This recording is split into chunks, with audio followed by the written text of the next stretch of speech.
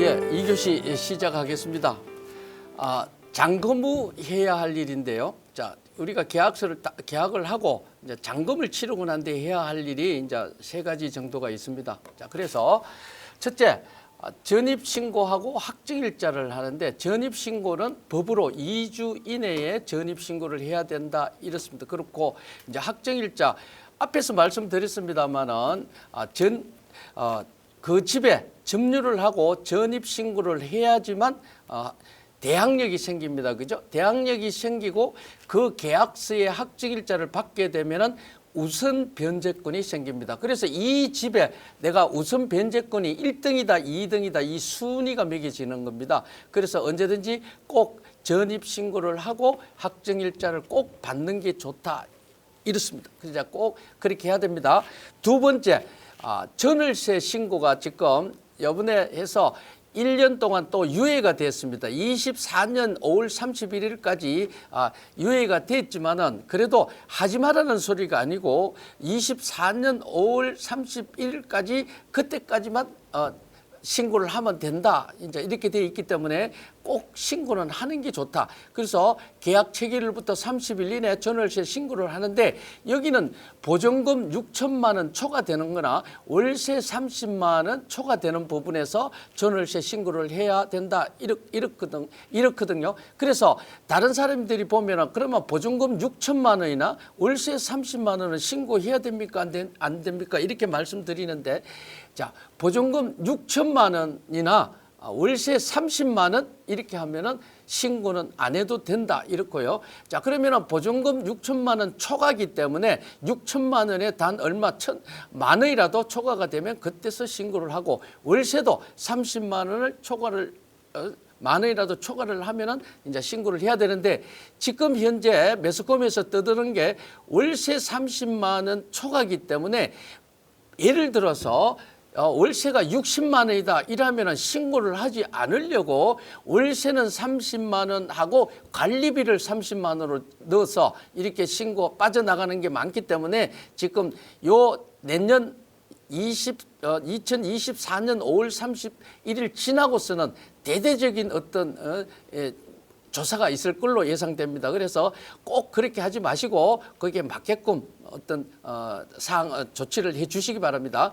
자, 그리고 세 번째, 보증보험에 가입하자 이랬습니다. 그래서 어떤 데는 내가 이 보증보험에 가입하고 싶어도 그 집 자체가 보증보험에 가입이 안 되는 수도 있고, 또 막 여러 가지 문제점이 있기 때문에 꼭 전세를 월세를 얻을 때 보면은 이 집이 보험에 가입이 적당한지, 가입을 할 수 있는지 이것도 중요합니다. 그래서 지금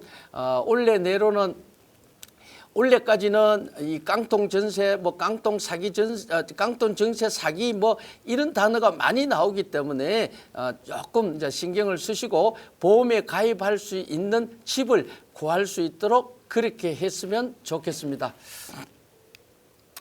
그리고 이제 이렇게 다 하다 보니까 추가로 또 알아야 할 사항이 이제 빠뜨린 것 같아서 또 추가로 알아야 될 사항을 몇 가지 또 일단 말씀드리겠습니다.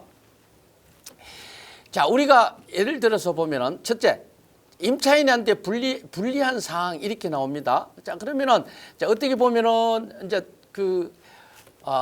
고약한 임대인들 있죠. 막 임대인들이 우리 집에 계약을 하려면은 이것도 하지 마라, 저것도 하지 마라, 개도 못 키우고 뭐도 안 되고 여러 가지 벽에 못질을 하지 마라, 나갈 때는 몇 달 6개월 전부터 알려달라 등등의 어떤 불리한 조항을 특이하게 넣어달라고 막 이렇게 하는 사람이 있습니다. 그런데 우리가 보면은 그런 것 같으면 그 집을 얻지 말아야 됩니다. 그죠? 그런데 가만 보니까 입지나 이 집 상황이 좋아서 어쩔 수 없이 이제 이 계약은 하기는 합니다만은, 자, 여러분들이 이제 이 법 하나는 알고 계시는 게 좋습니다.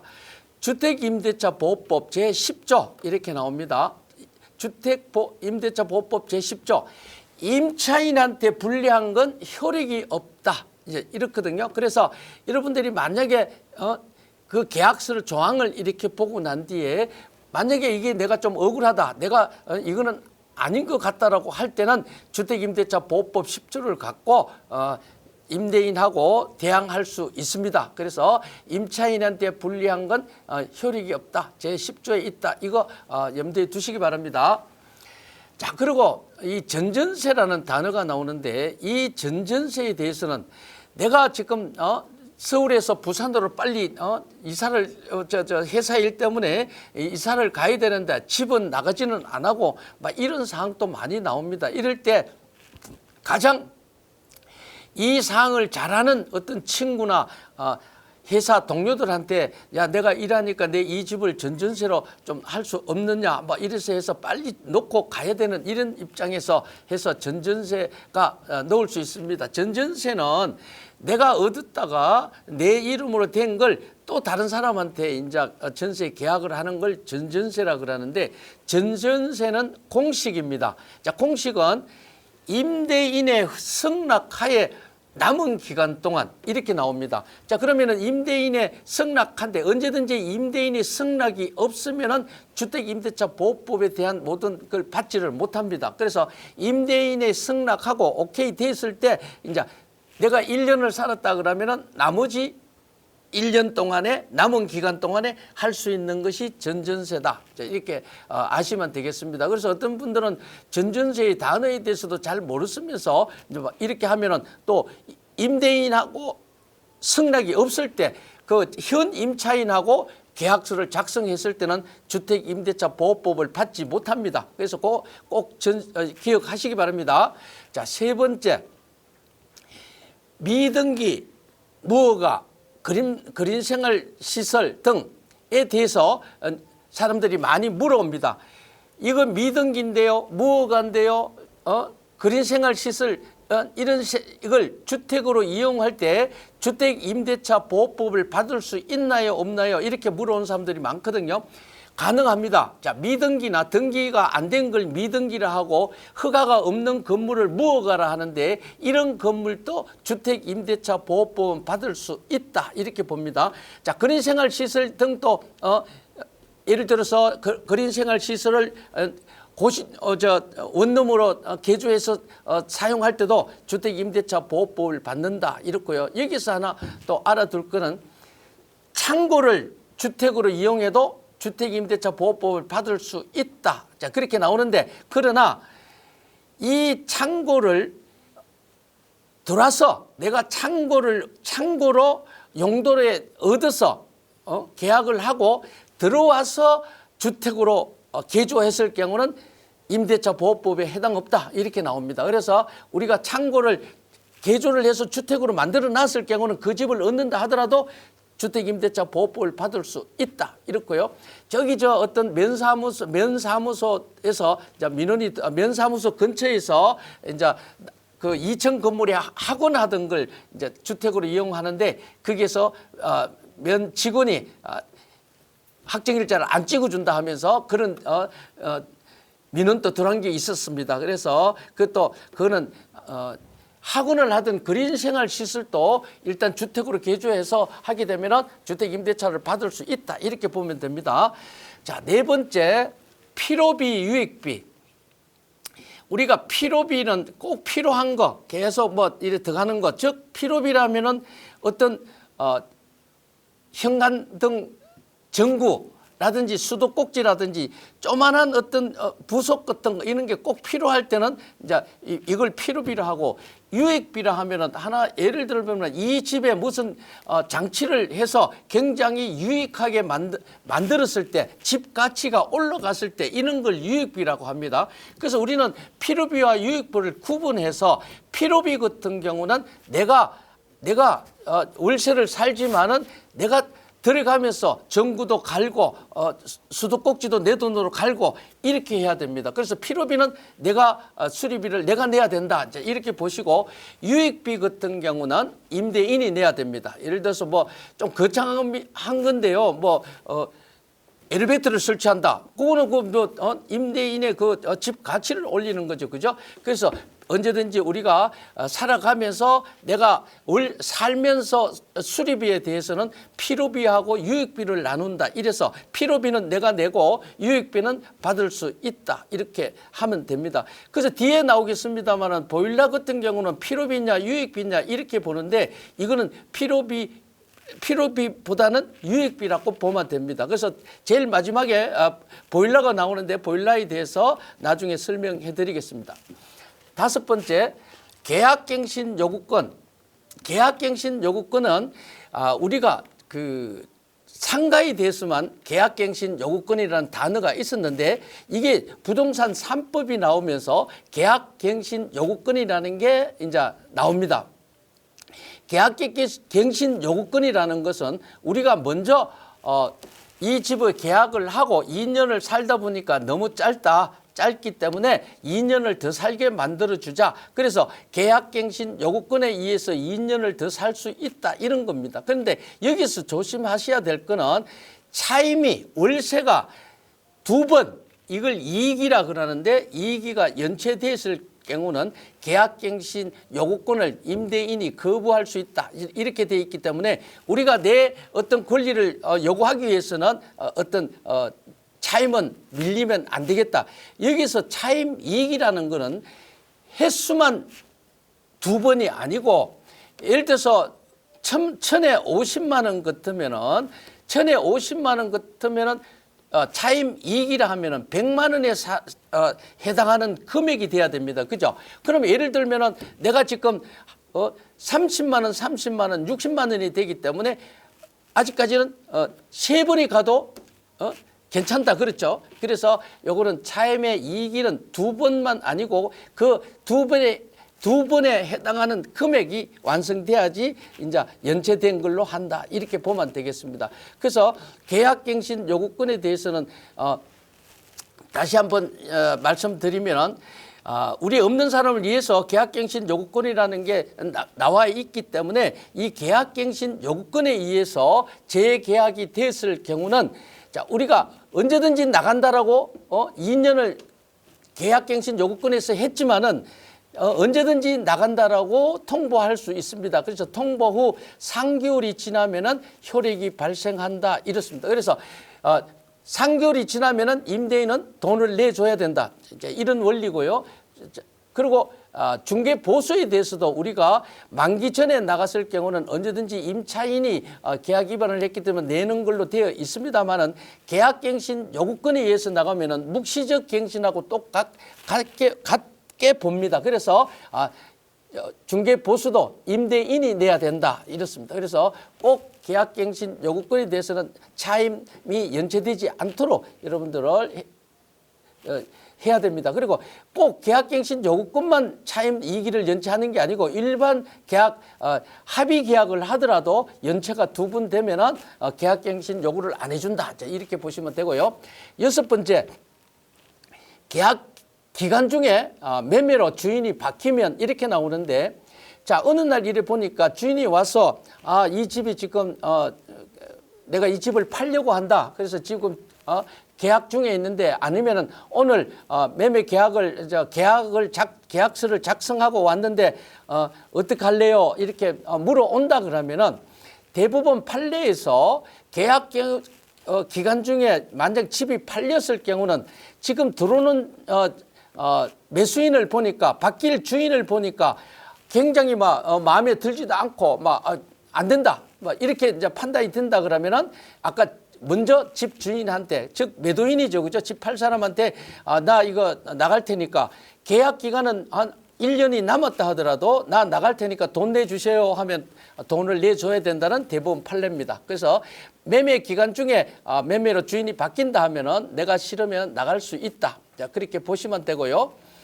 아까 이거는 수도 없이 이야기했습니다만은 입업 건축물이 만약 확인됐을 경우는 전세 대출이라든지 모든 게 안 됩니다. 그래서 아까 이야기할 때 건축물 관리대장에 모든 걸 확인을 하고 만약 전세 대출을 할 때 하기 위해서는 이걸 확인을 해야 됩니다. 덜렁 이걸 확인 안 하고 계약서만 작성해 놓고 다음에 지금 아까 계약금을 돌려달라고 할 때는 돌려주지 않는 걸로 해서 서로가 많이 싸움에 다툼이 일어납니다. 그래서 지금 추가로 알아야 될 사항 요 7가지도 여러분들이 꼭 아셔야 되겠습니다. 자, 8번째, 대리인 인감증명자 누가 보관하나, 이제 이걸 많이 물어오는데요. 아버지 대신에 아들이 인감증명을 아버지 인감증명을 가져와서 아들이 대리로 이제 지금 계약을 하는데, 이 사회가 참 냉정하게 막 돌아가기 때문에 예를 들어서 1000에 30짜리, 500에 30짜리 월세 계약을 하는데 아들이 아버지 인감증명을 갖고 와서 이걸 이제 제시를 합니다. 제시를 하는데, 자, 그러면 이걸 원본을 누가 보관하느냐, 이거하고 다툼이 굉장히 많습니다. 그래서 이 인감증명의 보관은 누가 하느냐? 원칙은 이해관계인인 세입자가 보관해야 됩니다.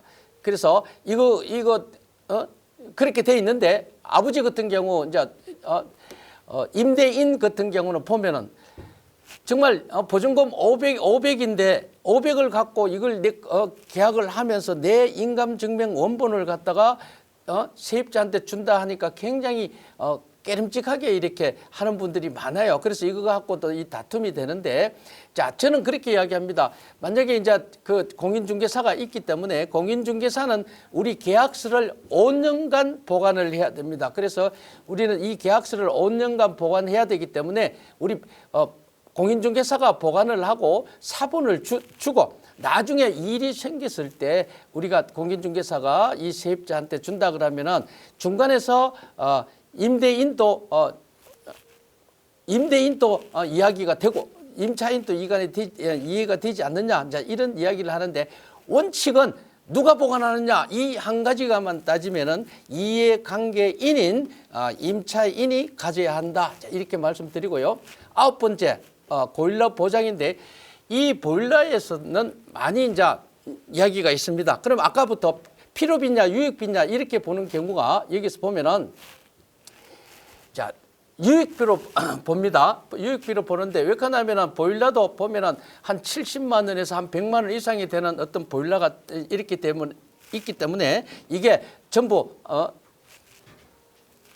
유익비로 보죠. 그런데 한 7년 전인가 8년 전에 보면은 서울시에서 서울에서 굉장히 그 눈이 많이 오고 겨울에 추울 때가 있었습니다. 이 추울 때 막 보일러가 막 굉장히 얼어서 막 터지고 막 굉장한 일이 일어났죠. 이러니까 세입자는 임대인한테 전화를 해서 보일러가 고장 났으니까 고쳐 주십시오라고 이야기하니까, 임대인은 하는 말이, 야, 이거는 네가 관리를 잘못해서 이게 지금 터진 거 아니냐. 자, 그러면은 날씨가 추우면은 물이 조금 새도록 만들어 놓고 가야 되는데 왜 집을 베었느냐 등 이런 다툼이 엄청 많이 일어났습니다. 그래서 서울시에서 이걸 굉장히 이제 고민을 하다가 이제 매뉴얼을 내놨는데, 이 보일러 수명을 7년으로 본다, 이렇게 이제 이야기를 합니다. 그래서 7년으로 본다 이제 매뉴얼이 있습니다. 그래서 이거는 7년 이상 되면은 이제 집주인이 임대인이 보일러를 교체를 해줘야 된다, 이제 이런 원리고요.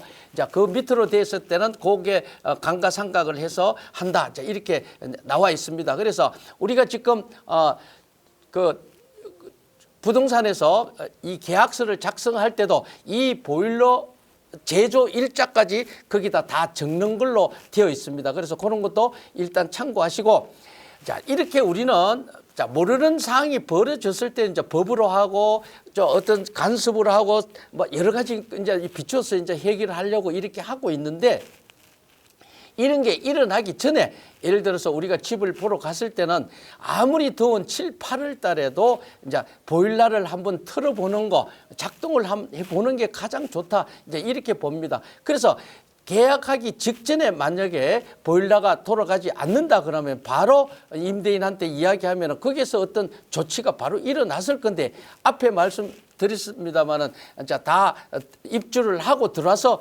보일러 고장 났습니다. 이렇게 하면은 야, 네가 작동 잘못한 거 아니야? 뭐 처음부터 고장 난 거 아니잖아. 뭐 저번에 임차인은 잘 사용하고 있었는데 뭐 이런 오해를 받게 됩니다. 그래서 이 보일러에 대해서 우리가 굉장한 다툼이 많기 때문에 이건 꼭 이제 한번 일러 드리는 겁니다. 그래서 이 보일러에도 들어가면서 이게 오래된 건지 안 된 건지 작동이 되는지 안 되는지 계약서 작성할 때는 꼭 먼저 임대인한테 이야기를 하고 확인을 하자. 이제 이렇게 말씀드리고 싶습니다.